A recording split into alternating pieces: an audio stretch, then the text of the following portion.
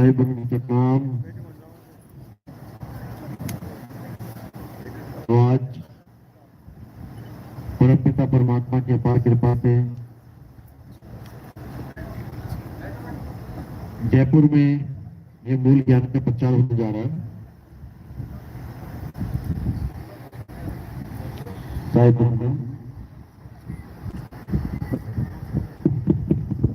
Hello hello Sahib तो आज मालिक की कृपा से जयपुर में ये मूल ज्ञान का प्रचार प्रसार होने जा रहा है।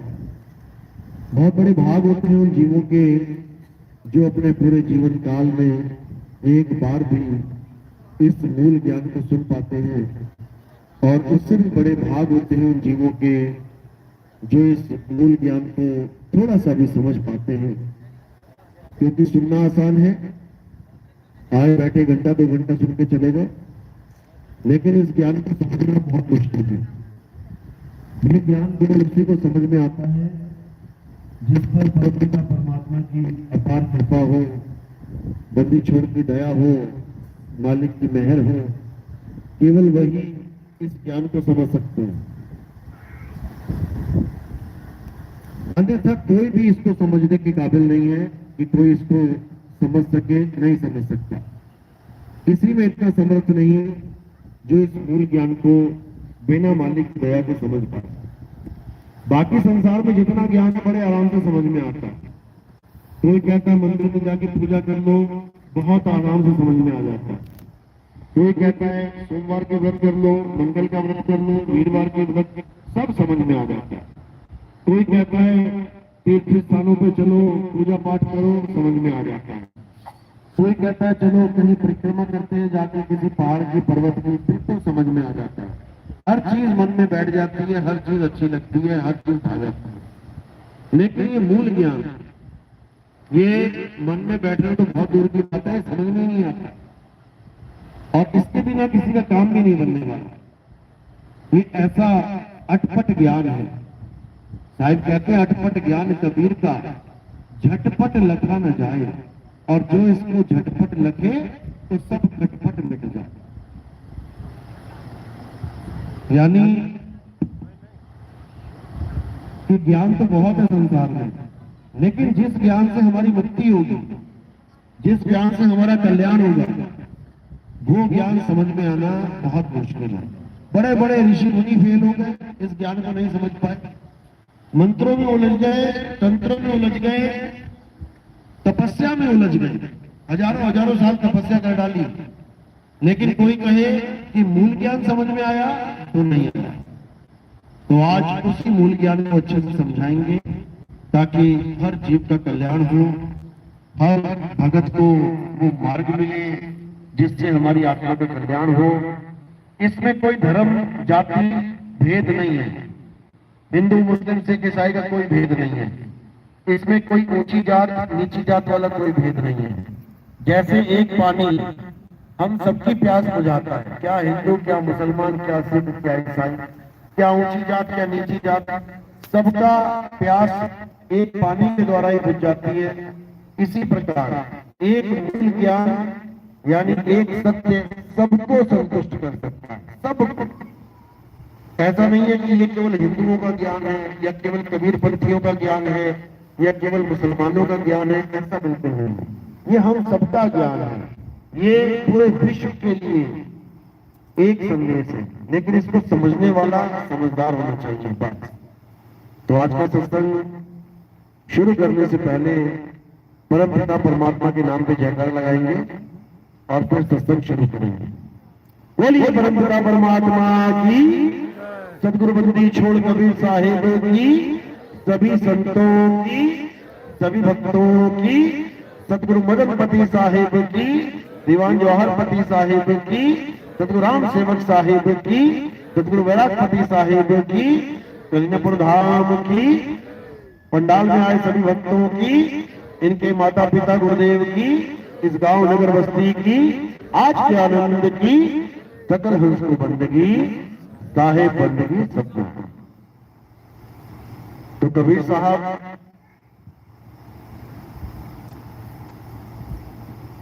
तो कबीर साहब इस संसार में आते हैं हमें वो संदेश देने के लिए जिससे हम सबका कल्याण हो। अब वो क्या है संदेश, आज के सत्संग में आपको अच्छी तरह समझ में आ जाएगा। तो कबीर साहब समझाते हैं कि जब तक तुम्हें गुरु नहीं मिल गया तब तक तुम्हारा कल्याण होने वाला नहीं है, तुम्हें ज्ञान होने वाला नहीं है। क्योंकि संसार के छोटे मोटे काम करने के लिए, छोटे मोटे काम सीखने के लिए, उसके लिए भी हमें गुरु की आवश्यकता पड़ती है। आप मार्केट में जाओ, सिलाई कढ़ाई से लेके सुनार जो गहने बना रहा है, मोची से लेके एक मैकेनिक जो इंजन बना रहा है, आप उससे जाके पूछ लो कि भाई तुमने काम कहां से सीखा, वो अपने गुरु का नाम बता देगा कि मैंने जी उनके पास 10 साल लगाए जी, उनके पास 15 साल लगाए। यानी एक दुनियावी काम करने के लिए भी हमें गुरु धारण करना पड़ता है, वो ज्ञान लेने के लिए गुरु धारण करना पड़ता है। लेकिन जब हम अध्यात्म में आते हैं तो हम कहते हैं हमें गुरु की जरूरत नहीं, हम तो सीधे भगवान की पूजा करते हैं। ये घर के सामने मंदिर है, दरवाजा खोला, जल लेके गए, सामने मूर्ति पे जल चढ़ा दिया, घर पे वापस आ गए। गुरु की क्या जरूरत है? हम तो घर बैठे राम राम कर लेते हैं, राधे राधे कर लेते हैं, ओम नमः शिवाय कर लेते हैं, हमें गुरु की क्या जरूरत है? तो कबीर साहब यही समझा रहे हैं कि बिना गुरु के किसी को ज्ञान होने वाला नहीं है। नाम जपना अलग चीज है, पूजा पाठ करना अलग चीज है, परिक्रमा करना अलग चीज है, तीर्थों में जाके माथे टेकना अलग चीज है। इसमें गुरु की जरूरत नहीं पड़ती। नाम जपने में क्या जरूरत है गुरु की? तुम्हें खुद पता है भगवान के कितने नाम है? राम है, श्याम है, राधे राधे है, ओम नमः शिवाय है, ओम नमः भगवते वासुदेवाय। दुनिया भर के नाम है, जितने मर्जी जप लो, बिना गुरु के जप सकते हो। पूजा पाठ करने में गुरु की जरूरत नहीं। एक किताब लेके आओ जिसमें आरतियां हो लिखी हुई, आरतियां रट लो और अलग अलग भगवानों की आरतियां गाते जाओ, पूरा दिन गाते रहो। गुरु की क्या जरूरत है? तीर्थों में जाने के लिए गुरु की जरूरत नहीं है। जाओ किसी भी तीर्थ में जाओ, घूमो फिरो, पूजा करो, वापस आ जाओ। गुरु किस लिए बनाया जाएगा? गुरु बनाने का कारण क्या है? गुरु क्या देता क्या है हमें? गुरु हमें ज्ञान देता है। पूजा पाठ करना, नाम जपना, हवन करना, ये अलग चीज है, बिना गुरु के भी हो जाएगी। लेकिन जो ज्ञान है वो बिना गुरु के नहीं होगा। अब कौन सा ज्ञान? क्या नाम जाप को ज्ञान बोलते हैं? मैं गुरु जी के पास गया, मैं नाम दीक्षा लेके आ गया, उन्होंने मुझे ये नाम दे दिया जपने के लिए। जपने के लिए नाम देना क्या ज्ञान कहलाता है? बिल्कुल भी नहीं, वो जाप कहलाता है। तुम बिना गुरु के भी जप सकते हो। ज्ञान क्या चीज है? ज्ञान वो है जो तुम्हारे पास नहीं है, लेने के लिए जाना पड़ेगा गुरु जी के पास। लेकिन तुम वृंदावन जा रहे हो क्या लेने? राधे राधे नाम लेने। जो जाने से पहले ही तुम्हें पता है कि राधे राधे भी एक नाम है, तो लेकिन क्या है तुम? जो चीज तुम्हें पता है वही उन्होंने दे दी, तो गुरु कैसे हो गए? गुरु वो होता है जो वो चीज दे जो तुम्हें नहीं पता है। जैसे तुम मैकेनिक के पास जाओ, तुम्हें नहीं पता इंजन कैसे बांधा जाता है, अब वो तुम्हारा गुरु हो गया, तुम्हें कुछ ज्ञान दे रहा है, उससे सीख रहे हो तुम। तुम्हें नहीं पता सोने के जेवर कैसे बनाए जाते हैं, तुम सुनार के पास गए, तुम्हें ज्ञान देगा, ज्ञान समझाएगा तुम्हें वो, और तुम ज्ञान लेके जेवर बनाना शुरू कर दोगे। सिलाई कढ़ाई का ज्ञान, बाल काटने का ज्ञान, हर प्रकार का ज्ञान कौन दे रहा है? गुरु दे रहा है। लेकिन जहां पर ज्ञान देना चाहिए था वहां दे नहीं रहा है, वहां पे नाम दे रहा है। यानी नाम जाप और गुरु के ज्ञान में जमीन आसमान का अंतर होता है। नाम जाप देने वाले गुरु नहीं कहलाते हैं, नाम जाप देने वाले जपी कहलाते, जपी। और तपस्या करवाने वाले तपी कहलाते हैं, जपी तपी। यानी जाप करवाने वाला और तपस्या कराने वाला, दोनों में से ज्ञान किसी ने भी नहीं दिया। अब ज्ञान क्या चीज होती है? ज्ञान वो चीज होती है जो आपके पास बिल्कुल शून्य है, मुझे नहीं पता उस बारे में, वो चीज बताओ गुरु जी। तो ज्ञान क्या है? किसका ज्ञान प्राप्त करना है? आत्मा का ज्ञान। हमें आत्मा का ज्ञान चाहिए। ऐसा गुरु चाहिए जो हमें आत्मज्ञानी बना दे। अब आत्मज्ञानी का मतलब क्या होता है? किसी और का नाम जपने वाला नहीं, किसी और की पूजा करने वाला नहीं। आत्मज्ञानी का मतलब होता है खुद को जानने वाला, जो खुद को जान जाए कि मैं क्या हूं। उसे आत्मज्ञानी कहते हैं। जैसे कोई तुम्हें कहे कथा लिखो तो किसी की भी लिख दो, कोई तुम्हें कहे आत्म कथा लिखो तो तुम्हें अपनी लिखनी पड़ेगी, कोई तुम्हें कहे कि निर्भर हो जाओ तो किसी पे भी हो जाओ, कोई तुम्हें कहे आत्मनिर्भर हो जाओ तो तुम्हें खुद पे निर्भर होना पड़ेगा, कोई बंदूक पकड़ा के तुम्हें कहे हत्या कर दो तो किसी की भी हत्या कर दो, और कोई कहे कि आत्महत्या कर दो तो खुद की हत्या करनी पड़ेगी, कोई बंदूक पकड़ा के कहे कि रक्षा करो तो किसी की भी रक्षा कर दो, और कोई कहे कि केवल आत्मरक्षा करनी है तो किसकी करनी पड़ेगी? खुद की। यानी जहां पर भी आत्म जुड़ जाए किसी भी शब्द के आगे, वो सारा मैटर तुम्हारे ऊपर आ जाता है। आत्म कथा मेरी कथा, आत्मनिर्भर खुद पे निर्भर, आत्म ज्ञान खुद का ज्ञान, किसी और का नहीं। तो इसी को कबीर साहब समझा रहे हैं कि गुरु कौन है, कौन होना चाहिए? जो हमें आत्म ज्ञान दे। आत्म ज्ञान तो कह रहे हैं जल में मीन प्यासी और मुझे देखत आवे हासी, आत्म ज्ञान बिना न भटके, कभी काबा कभी काशी। अब आत्म ज्ञान कह तो दिया, लेकिन आत्मा है कहां ये जानना पड़ेगा। आत्मा का नाम सुना है ना तुमने? आत्मा का नाम सुना है? अपनी अपनी आत्मा लेके आए हो साथ में? घर तो नहीं छूट गई किसी की? देख लो, चेक कर लो, शायद डोले में देख लो, चेक कर लो, सबके पास आत्मा है ना। यानी तुम्हारी चीज तुम्हारे पास है ना। अब बताओ आत्मा कैसी होती है? लंबी है, छोटी है, काली है, गोरी है, त्रिकोण है, षटकोण है, कैसी है? ठंडी है, गर्म है, ऊंची है, नाटी है, कैसी है ये आत्मा? कुछ नहीं पता। जो मरने वाला बूढ़ा होगा वो भी नहीं बता पाएगा आत्मा कैसी होती है, लेकिन है तुम्हारे पास, लेकिन उसका ज्ञान नहीं है।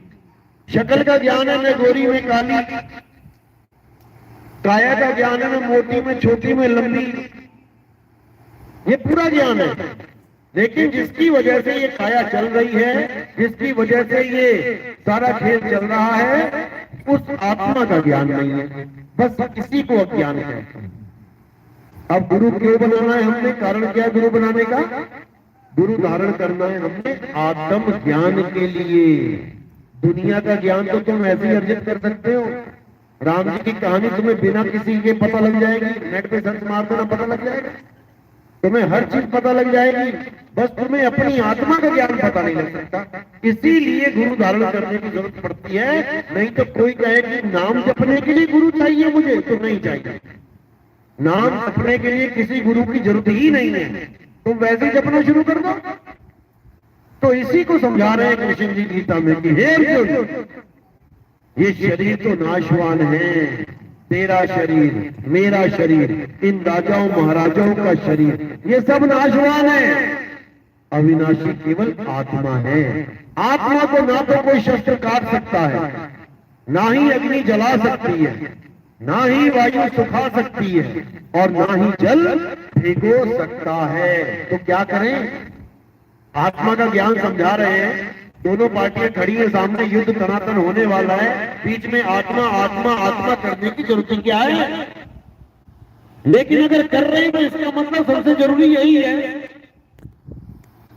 सबसे जरूरी यही है। अगर बता रहे हैं तलवारें खिंची हुई हैं, तीर कमान तैयार है, और वो बता रहे हैं कि आत्मा को कोई काट नहीं सकता, मार नहीं सकता, जला नहीं सकता, इसका मतलब कुछ ना कुछ तो गड़बड़ है। हमें इसी का ज्ञान चाहिए जो बताया जा रहा है, और कुछ नहीं चाहिए। वो ये नहीं कह रहे कि मेरे माथे टेक ले, मेरी पूजा कर ले, मेरी आरती कर ले। वो कह रहे हैं आत्म तत्व को जान, आत्मा को पहचान, इसे कोई काट नहीं सकता, जला नहीं सकता, सुखा नहीं सकता। इसको पकड़, इसको समझ। ना कि देवी देवताओं की पूजा करके आ, बिल्कुल नहीं। तो क्या कह रहे हैं? अध्याय 3 17वां श्लोक, हे अर्जुन, जो अपनी आत्मा में रमण करते हैं, जो अपनी आत्मा में तृप्त हैं, जो अपनी आत्मा में संतुष्ट हैं, उनके लिए कोई धार्मिक कर्म कर्तव्य लागू ही नहीं होता। यानी उन्हें सारी उम्र कोई पूजा, कोई पाठ, कोई हवन, कोई यज्ञ करने की जरूरत नहीं। उन्हें किसी देवी देवता को पूजने की जरूरत नहीं, उनको किसी भी तीर्थ में जाने की जरूरत नहीं, उनको कोई हवन यज्ञ करने की जरूरत नहीं। बस एक काम करना है। क्या करना है? हे अर्जुन, अपनी आत्मा में रमण कर। अब ये कैसे करेंगे? मंदिर में रमण करना होता तो समझ में आता है, एक मंदिर ही बना रखा है, रमण रेती करके है। कहां पे है ये? वृंदावन में, उसका नाम है रमण रेत। अब वहां जाके क्या करते हैं लोग? रेत में रमण करते हैं। कैसे करते हैं? जैसे एक जानवर रेत में नाचता है ना, गोल गोल घूमता है, ऐसे करके रेत में रमण करवा देते हैं। और जबकि कृष्ण जी कह रहे हैं रमण करने को आत्मा में। अध्याय 3 17वां श्लोक यही समझा रहा है कि अगर आत्मा में रमण करना सीख गया तो तुझे किसी की जरूरत नहीं पड़ेगी, कहीं जाने की जरूरत नहीं है, क्योंकि आत्मा तेरे पास है। वो तो कहां ढूंढे रे बंदे, मैं तो तेरे पास में, ना मंदिर में, ना मस्जिद में, और ना काबे कैलाश में, ना मैं जप में, ना मैं तप में, ना एकांत निवास में। खोजी होए तुरंत मिल जाऊं एक पल की तलाश में। और कहे कबीर सुनो भाई साधो, मैं तो हूं विश्वास में। कहते मैं विश्वास में हूं, अंधविश्वास में नहीं। यानी गलती से भी आत्मा के अलावा किसी और की पूजा मत कर लेना, मत कर लेना। क्यों? क्योंकि हे अर्जुन, इस दुनिया में 2 प्रकार के तत्व हैं। अध्याय 2 16वां श्लोक पढ़ो। कहते हैं हे अर्जुन, इस दुनिया में 2 प्रकार के तत्व हैं, एक असत्य है और एक सत्य है। असत्य क्या है? जो जन्मता और मरता है, असत्य है। जो बनता और बिगड़ता है, असत्य है। जो पल पल बदलता है, असत्य है। जो सदा एक सा नहीं रहता, असत्य है। यानी ये 5 तत्व असत्य है, और इन्हीं 5 तत्वों से सारा संसार बना। सोना चांदी हीरे मोती ये सब इन्हीं 5 तत्वों की देन है, इसलिए पूरा संसार असत्य है। इसी को सपना भी बोला गया है, क्योंकि सपना झूठ होता है। कहते उमा कहूं मैं अनुभव अपना, सत हरि भजन जगत सब सपना। यानी इस दुनिया में तुम्हें जो कुछ भी दिखाई दे रहा है, ये सब सपना है, झूठ है। तो सत्य क्या है? हे अर्जुन, केवल आत्मा सत्य है। आत्मा के अलावा कुछ भी सत्य नहीं है। आत्मा का ना तो कभी जन्म होता है, ना ही आत्मा की कभी मृत्यु होती है। आत्मा कभी किसी भी काल में बदलती नहीं। आत्मा सदा सदा एक रस अखंड रहती है। इसीलिए आत्मा का ज्ञान होना हमारे जीवन का परम लक्ष्य है। लेकिन हम आत्मज्ञानी ना होके क्या बन जाते हैं? मंत्र ज्ञानी, जंतर ज्ञानी, तंत्र ज्ञानी। हम पूजा पाठ में 1 नंबर हो जाते हैं, 2-2, 4-4, 5-5 घंटे पूजा करते हैं। हालांकि ये गलत नहीं है, लेकिन अधूरा ज्ञान है। पूजा पाठ करना गलत नहीं है, लेकिन शुरुआती ज्ञान है। जैसे कोई बच्चा पढ़ के आया स्कूल में A for apple, B for bat, C for cat, तो क्या गलत पढ़ के आया है क्या? बिल्कुल सही पढ़ के आया। लेकिन वो सोचे मैंने इतना पढ़ लिया कि अपनी नौकरी कर लूं, तो इंटरव्यू में जाएगा, कहीं पे वो पूछेगा हाँ व्हाट इज योर नेम, वो कहेगा A for apple, B for bat, C for cat. नौकरी मिल जाएगी? नहीं मिलेगी। तो इसी प्रकार मंदिर, मस्जिद, गुरुद्वारा, चर्च भी शुरुआती ज्ञान बहुत अच्छा है। मंदिर जाओ, छोटे छोटे बच्चे जाते हैं और देखो पूजा किया, पाठ किया, तिलक लगाया, भोग लगाया, अपने घर को आया। वही मुसलमान भाई बच्चे गए नमाज पढ़ने, नमाज पढ़ी, सारा कुछ किया, घर आए। यानी एक शुरुआती दौर के लिए बहुत अच्छा है। हिंदुओं को भगवान का ज्ञान हो जाए, मुसलमानों को अल्लाह का ज्ञान हो जाए, ईसाइयों को जो गॉड का, सिखों को वाहिगुरु का ज्ञान हो जाए कि इस नाम की भी कोई चीज है दुनिया में। अगर मंदिर, मस्जिद, गुरुद्वारे ना हो तो कौन जाने भगवान है कि नहीं। ये तो एक सांकेतिक रूप में ज्ञान दे दिया गया कि हाँ कुछ है जो भगवान कहलाता है, जो अल्लाह कहलाता है, जो वाहिगुरु कहलाता है, कुछ तो है। तो शुरुआत के लिए तो बहुत अच्छा है। लेकिन कोई कहे कि भगवान 4 दीवारी में बंद है, मंदिर में ताला लगा के पंडित जी चले गए तो भगवान अंदर बंद है, ऐसा कुछ भी नहीं है भाई। अंदर केवल एक मूर्ति है जो तुमने ऑर्डर पे बनवाई है, नहीं बनवाई तो बता। ऑर्डर चलता है, एक मूर्ति की स्थापना करनी है, पहले ऑर्डर देना पड़ता है। वो पूछता है, हाँ जी भगवान की मूर्ति बनानी है, हाँ कितने हाथ बना दूं? 8 हाथ बना दूं। गदा पकड़ाऊं, शंख पकड़ाऊं, क्या क्या पकड़ाना है? लिस्ट बनती है पूरी, जैसा तुम चाहोगे वैसी मूर्ति बन जाती है। तो कौन बना रहा है? एक इंसान बना रहा है, और तुमने उसको भगवान मान के रख लिया। शुरुआती ज्ञान अच्छा है, ठीक है, लेकिन कोई कहे कि मूर्ति ही भगवान है, तुम उस पर विश्वास कर लो। अरे पंडित जी को विश्वास नहीं हो रहा मूर्ति पे, वो भी ताला लगा के जा रहे लोहे का। जब भगवान अंदर खड़ा है तो बाहर ताला लगाने की जरूरत ही नहीं होनी चाहिए। तुम्हारे घर में 15 साल का लड़का घर में है, तुम बाहर ताला लगा के जाओगे क्या? अरे वो 15 साल का लड़का, 10 साल का लड़का समझ सकता है कि कौन चोर है कौन नहीं, वो जान सकता है कौन आया कौन सामान लेके गया, लेकिन भगवान बताओ। इसीलिए कबीर साहब बार बार समझा रहे हैं कि शुरुआती ज्ञान बहुत अच्छा है, जाओ मंदिरों में जाओ, लेकिन वहां तक सीमित नहीं हो जाना, आगे बढ़ना है। आगे कहां बढ़ेंगे? हे अर्जुन, जो अपने जीवन काल में आत्मा को जान लेते हैं, जो अपने जीवन काल में इस आत्म तत्व को पहचान लेते हैं, वो इस जन्म मरण को पार कर जाते हैं। तो हमने क्या करना है? हमें अपनी आत्मा को जानना है। हे अर्जुन, आत्मा अजर अमर अखंड अविनाशी है। आत्मा की वजह से हिंदू चल रहा है, आत्मा की वजह से मुसलमान चल रहा है, आत्मा की वजह से सिख चल रहा है, आत्मा की वजह से ईसाई चल रहा है। बिना आत्मा के कोई चल ही नहीं सकता, बिना आत्मा के कोई सांस नहीं ले सकता, बिना आत्मा के कोई आवाज मुंह से नहीं निकल सकती। इसलिए ये आत्मा सबसे ज्यादा जरूरी है ज्ञान प्राप्त करने के लिए। अध्याय 4 34वां श्लोक क्या कह रहे हैं? हे अर्जुन, अगर इस आत्मा का ज्ञान जो मैं तुम्हें समझा रहा हूं, क्योंकि मेरे समझाने से तुम नहीं समझ सकते कि आत्मा क्या होती है। जैसे छोटे से बच्चे को या फिर उस आदमी को जिसने कभी करंट का झटका नहीं खाया, उसको तुम लाख बार समझा लो कि करंट बड़ा खतरनाक होता है, करंट से झटका लगता है, करंट हिला के रख देता है, वो तुम्हारी बातों से कभी समझ ही नहीं सकता करंट कैसा होता है। सारी उम्र समझा लो, लेकिन अगर एक बार उसको करंट का झटका लग जाए तो सारी उम्र भूल भी नहीं सकता, वो सारी उम्र भूल भी नहीं सकता।